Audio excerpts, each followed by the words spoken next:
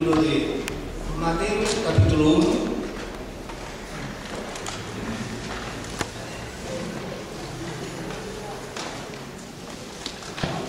Mateo capítulo 1, versículos 21.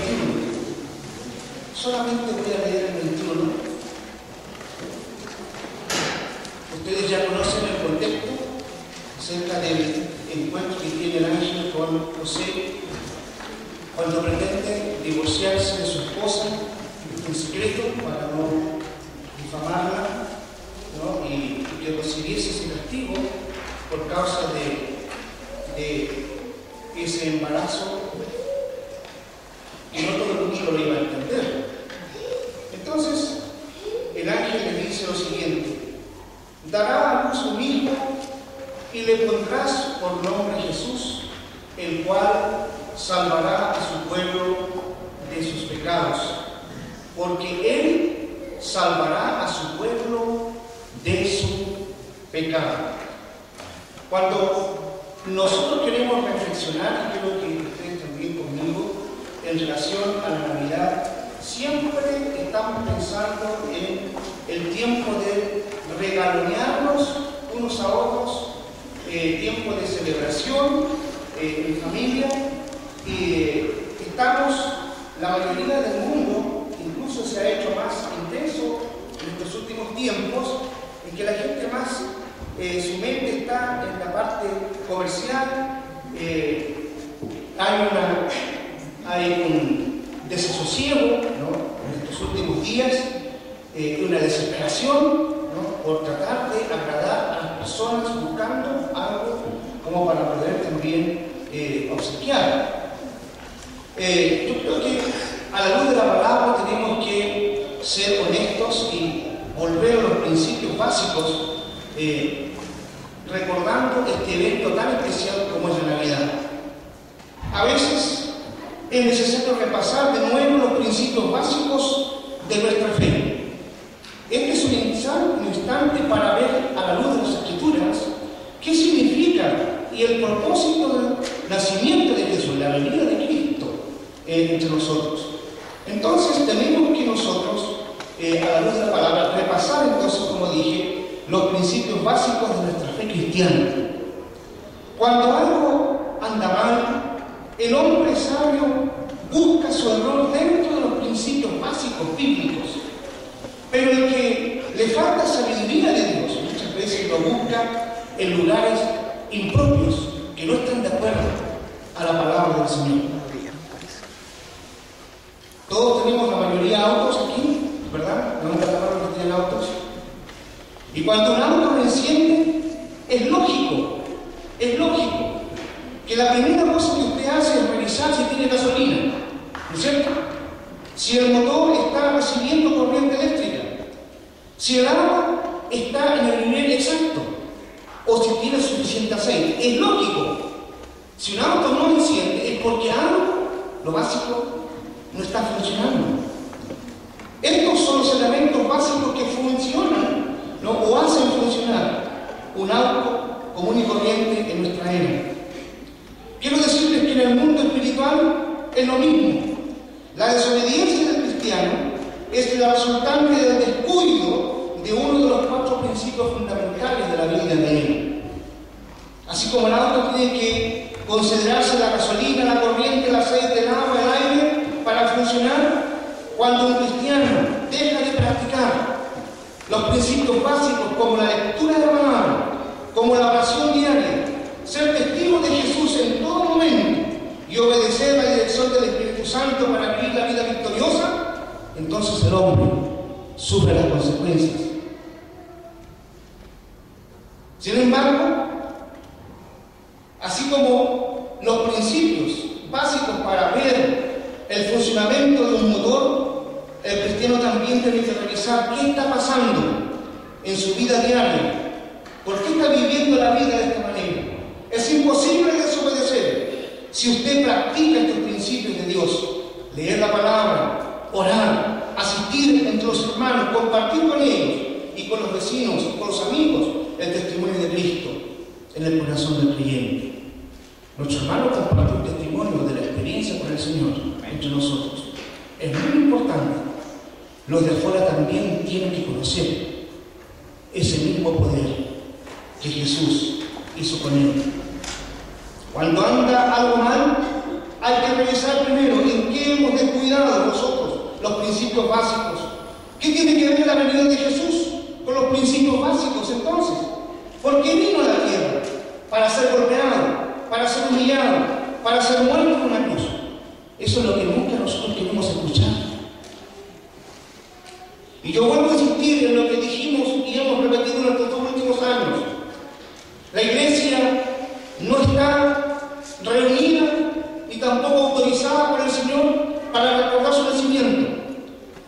La iglesia está autorizada por el Señor Jesucristo a recordar su muerte hasta que Él venga. En todo momento no estamos autorizados para predicar su nacimiento, estamos autorizados para predicar su cruz, su muerte. Aunque nos cueste un poco extraño en Navidad hablar de esto, pero es que tenemos que volver a los principios básicos que sustentan la iglesia, la visión de la iglesia. No es predicar el bebito de Belén, es predicar la muerte de Cristo. Por eso Jesús vino al mundo para darse por el todo, para que el mundo tuviese luz. La palabra dice que el mundo que andaba en la oscuridad dice que vio gran luz, y el pueblo que andaba en sombra de muerte, luz resplandeció sobre él. Esta es la importancia de la venida del Maestro, no del Dios entre nosotros, Jesús. Si no entendemos la encarnación, si no entendemos la crucifixión, si no entendemos la resurrección, si no entendemos la ascensión de Jesucristo, no, solamente pasamos a ser un grupo de religiosos dignos de conmiseración de parte del Todopoderoso. La Biblia le dio un propósito y un horizonte a la vida del ser humano. La venida de Jesús fue declarada por el ángel Gabriel cuando le dijo: y llamarás su nombre Yeshua HaMashiach, el Salvador, Mesías entre nosotros, porque Él salvará a su pueblo de sus pecados. Ese es el mensaje primero que se le entregó a José, un hombre que no aparece mucho en la escritura, más que en un tiempo, ustedes lo pueden ver, nada más que en ese momento, después desaparece en la historia, pero fue a él, a este hombre, que iba a tomar una decisión humana, porque muchas veces tomamos decisiones humanas sin esperar la respuesta de Dios y sin consultar al Señor. Y después volvemos errantes, desesperados a Dios, buscando una respuesta, un refugio, cuando nosotros ya hemos tomado la decisión sin consultarle a Él. Bendito sea Dios, porque antes que tomara esta decisión drástica, José, se le apareció Dios. ¡Qué bueno!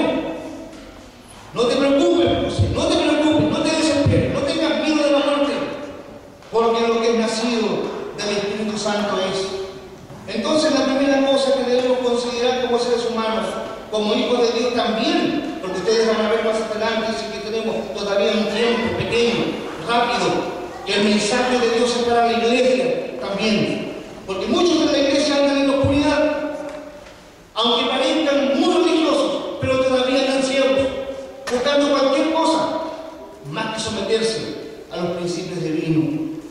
Salvos de nuestros pecados. La explicación de la venida de Jesús fue revelada poco después de su concepción. El propósito no era darle al mundo, a usted. Cuando yo hablo de mundo, piensen usted, Rubén Valenzuela es el mundo. Porque de tal manera amó Dios a Rubén, que ha dado a su hijo unigénito para Rubén, para que Rubén, para que todo aquel que le cree, para que Rubén crea y tenga vida eterna. Ese es el propósito de la venida del Señor. La aplicación entonces aquí, el propósito no es darle al mundo una gran casa, no es el propósito tener un esposo o una esposa, no es el propósito sanar la habilidad de prosperidad, no es el propósito de Dios ayudar en la educación de ninguna manera, aunque Él es capaz de hacerlo en un instante, si Él quiere y si clamamos a Él. Su meta principal es salvarnos de nuestros pecados. La iglesia muchas veces predica el perdón, otro error. Predican el perdón de Jesucristo. Jesucristo vino a liberar, vino a romper las ataduras, vino a romper las cadenas de impiedad. Cuando usted lee la carta de 1 de Juan, dice que el propósito de Jesús dice que vino a derrotar las obras del demonio, a hacer pedazos las obras del diablo. Fíjese, y uno siempre se va en la parte que nos conviene, pero la Biblia, cuando la abrimos tal como estamos, nos declara el propósito de Dios para la humanidad. ¿Cómo es que a pesar del mensaje claro de Gabriel, este mensajero de Dios, todavía estamos confundidos algunos en el mundo acerca de su venida? ¿No es cierto que la misión verdadera de Jesús muchas veces queda escondida en los quehaceres cotidianos de la vida, los parabienes, en los regalos? Esperamos que nos ayude en nuestros problemas. Siempre estamos esperando que Él nos ayude, pero no queremos dar nada a Él. No queremos entregar nada a Él. Ni siquiera la vida la queremos entregar a Él. Él se entregó todo. Él dejó toda su gloria, dejó toda su divinidad. La doctrina quinótica se vació completo. Toda su deidad por amor a nosotros. Y caminó entre nosotros. Mientras se realizaba la encarnación, el ángel le dijo entonces: vuelvan a su hijo y llamará su nombre Jesús, porque Él salvará a su pueblo de sus pecados. El mensaje de la encarnación es la explicación de su venida. La encarnación es uno de los eventos más poderosos que supera la cristiandad. Escuchen bien esto: supera todas las religiones. Imagínense, Dios bajó del cielo, tomó un cuerpo humano y vivió entre nosotros como hombre Dios. ¡Qué milagro tan maravilloso! Su creación le dio la orden y apareció. Ahora Él se une con su creación. ¡Qué milagro! Usted a lo mejor como teólogo y todo querrá descubrir cómo la creación se une con lo divino. Pero este milagro es de Dios. No nos compete saber estas cosas, solamente aceptarlo como un absoluto de Dios. Bendito sea el nombre de Dios, que se unió, se encarnó con su creación para decirnos: a cuánto los amo, cuánto les amo, cuánto espero que vuelvan, porque Dios nunca se ha apartado del hombre. Solo el hombre, por su desobediencia, se apartó de Dios. La encarnación, entonces, mis amigos, es Dios bajó del cielo y tomó un cuerpo humano y vivió entre nosotros como hombre Dios, murió como hombre Dios y resucitó como Dios. Como hombre Dios, ascendió al cielo como el Dios y vuelve a nosotros pronto como el Rey de Reyes, Dios de dioses, Señor de señores. ¡Qué maravillosa profecía la iglesia predica y predicará hasta que el Señor venga! Recuerden que Jesús vino a la tierra durante el Imperio Romano. Aquí me voy a meter un poquito la historia, que se estableció después del Imperio Griego. Ustedes lo saben. En ese tiempo los romanos eran el poder político militar y el resto de las influencias griegas era la fuerza intelectual. Roma unida, esto, como decían los grandes filósofos, los hermosos hombres y mujeres pensadores, los de la razón, hablando de los griegos. Para los griegos, los dioses eran tan perfectos, tan inalcanzables, que no podían tomar parte de la creación. Estaban allá y no podían bajar de ninguna manera. Creían que la creación, incluyendo el hombre, estaban tan contaminadas que sus dioses dejaron esa responsabilidad a algunos espíritus menores, incluso al hombre, para que a través del esfuerzo humano y aquí los espíritus pudiesen alcanzar algún tipo de divinidad, pero ellos no podían bajar a estar con los hombres. Es por eso, mis amigos y hermanos, que era tan difícil para los griegos en aquel entonces como para los romanos considerar que el Dios hombre bajó entre nosotros y habitó entre nosotros. Por eso que muchos, cuando escucharon a Pablo: oh, te escuchamos, pero eres un loco. Eres un loco. Pero por la locura de la predicación, dice la palabra, por la locura de la predicación, los hombres llegan al conocimiento y al corazón de Dios. Qué tremendo fue el mensaje de Jesús en contradicción a las creencias en aquel entonces, considerando la imagen griega de un Dios remoto y los hebreos por otra parte, que ni siquiera se atrevían a escribir el nombre de Dios. Miren la gran incongruencia. Por una parte, los paganos no querían por otro lado los judíos ni siquiera querían hablar de Dios, ni siquiera escribirlo, ni mencionarlo porque era tan sagradísimo. Considerando esta imagen, entonces Jesús, el segundo miembro de la Trinidad, pues la Trinidad vino para estar entre nosotros y hacerse hombre, para entendernos como nosotros somos. Por eso que Jesús le dice a sus discípulos para responder una pregunta teológica, tal vez filosófica, una preocupación profunda. ¿Quién es Dios? ¿Quién es el Padre? ¿Dónde está el Padre? Y Jesús les dice: tanto tiempo he estado con vosotros, Felipe, y no me has visto. El que me ha visto a mí, ha visto al Padre. Amén. Ese es Dios con nosotros. Jesús vino a resolver el problema del pecado, porque dice: Él salvará a su pueblo de sus pecados. No vino a dar una liberación política y sociológica, no, de ninguna manera. Él vino a salvar al hombre de sus pecados, a terminar con esa rotura en la relación entre Dios y los hombres, ese apartarse voluntario del hombre en el pasado por causa de la desobediencia. Una de las grandes herejías de nuestro tiempo es que muchos creen que Jesús no vino a librarlos del pecado, sino que solamente vino a perdonarlos. La palabra habla de que Él vino a dar liberación. Pablo, escribiendo en el libro de Romanos, escuche bien, la única iglesia que obedeció la palabra, agrego aquí, la única iglesia, aunque el mensaje de Romanos es tan fuerte, potente, doctrinalmente hablando, pero es la única iglesia que se sometió a la palabra y cumplió y vivió de acuerdo a sus principios. Él les escribe diciendo, capítulo 6 del libro de Romanos: ¿qué pues diremos? ¿Perseveraremos en el pecado para que la gracia abunde? En ninguna manera, porque los que hemos muerto al pecado, ¿cómo viviremos aún en el pecado? Sabiendo esto, que nuestro viejo hombre fue crucificado juntamente con él, para que el cuerpo del pecado sea destruido, a fin de que no sirvamos más al pecado. Porque el que ha muerto al pecado ha sido justificado del pecado. Este mensaje no les gusta mucho que se les predique, pero ¿qué le vamos a hacer? Jesús vino a deshacer las obras del pecado y del diablo, a fin de que no sirvamos más al pecado, dice Pablo. ¿Somos siervos del pecado o somos siervos de Jesucristo? La Navidad es para reflexionar en esto. ¿Somos siervos del pecado todavía o somos siervos de Jesucristo, al que amamos? Hacemos demasiado enfoque en el perdón y nunca nos libramos del pecado. Con tal que sigamos permitiendo el pecado en nuestras vidas, a veces pensamos y seguimos viviendo como romanos o como griegos más que como cristianos, hijos del Señor. Porque el mundo helenista está presente en el día de hoy, hedonista y con todo lo que usted quiera agregarle, y queremos que debe celebrar vivir así de acuerdo a los parámetros del mundo. Hemos repetido varias veces la palabra metanoia, y metanoia es un cambio moral, profundo, ético. O me someto a la moral de Dios y a la ética de Dios, o vivo de acuerdo a la ética y la moral del mundo.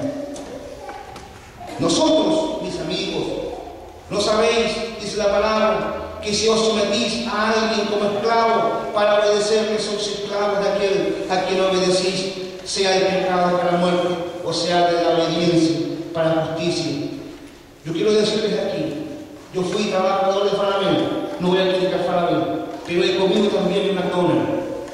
Y aunque yo sé que muchas veces el tratamiento de las comidas es que críticamente usted puede buscar de todos los, ¿no es cierto?, para no comer, pero aún le gusta la comida de McDonald's, sabiendo usted, ¿verdad?, que no es una comida muy sana. Y la gente que trabaja para McDonald's tiene que someterse a las reglas, porque si no, no tiene trabajo. Lo mismo que pasa en las grandes tiendas, usted se somete a las reglas para poder sobrevivir. Y cocinará y limpiará y hará todo lo que le diga, aunque usted sabe que la comida es una comida muy cuestionada. ¿No sabéis que si os sometéis a alguien como esclavo para obedecerle, sois esclavos de aquel a quien obedecéis? Debemos considerar que los que aman a Jesús tienen que vivir una vida nueva en Jesús. Y los que sirven a Jesús en igual importancia tienen que morir a la vida antigua. No para volver a vivir como antes vivían cuando no conocían al Señor. La palabra de Dios nos dice en el versículo 17, hablando Pablo y escribiendo una carta a la iglesia de Roma: pero gracias a Dios, que aunque erais esclavos del pecado en el pasado, habéis obedecido de corazón a aquella forma de enseñanza doctrina a la cual fuisteis entregados. Dice la palabra. Fue esta decisión que aseguró la posición de la congregación romana en la historia divina. Por eso cuando usted habla el texto de Romanos, usted es impresionado. Usted es impresionado realmente por la palabra, por ese paquete doctrinal profundo. Pero más que nada, no es una iglesia cuestionada. Usted puede hablar de los dones espirituales, pero cuestiona la iglesia de Corinto de inmediato, como desordenados, peleadores, divididos, aún desde el liderazgo hacia abajo. Pero cuando usted lee la carta de Roma, usted se siente realmente impactado. Y no usted cuestiona a la iglesia por ningún motivo, porque la iglesia de Roma vivió de acuerdo a la palabra que se dice el Señor. Entonces Pablo, cuando escribe, les dice: vosotros erais, pero habéis obedecido. Iglesia, aquí en Talca, primera, que esta sea también esta decisión en esta Navidad: obedecer al Señor, más que hacer cosas, obedecer de corazón a la palabra de Dios y someterse a la palabra divina. Primeramente, dice Pablo, doy gracias a Dios, a mi Dios, mediante Jesucristo, con respecto a todos vosotros, de que vuestra fe se divulgó en todo el mundo.